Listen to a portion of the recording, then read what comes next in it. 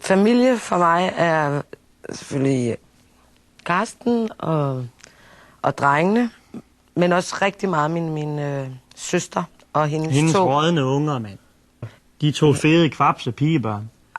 De kommer sgu da ustandsligt og æder os ud af huset. Det gør de da ikke. Det gør de sgu da.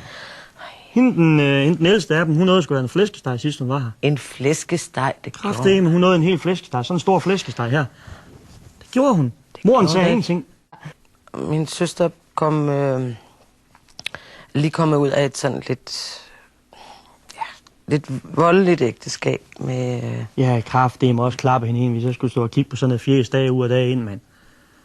Hvis jeg skulle kigge på sådan en nøgle der, så er jeg også klappe hende ind. Så hakke spætten, det kan jeg godt sige dig. Så hakke spætten ikke en, men 2 gange. Måske også 3, hvis det gik højt. Jamen, vi ser ikke så meget til Karstens familie. Nej, og Gud skal tak og lov for det. De spader, de kan være for sig selv. Jeg har sagt, de skal aldrig ringe, de skal aldrig skrive, vi vil ikke se jer for vores øjne mere. Det var ordene, det var ordet. Det sagde jeg til dem. Du vil ikke se dem? Jeg vil ikke se dem. De er så dumme, mand. De ringer ikke mere.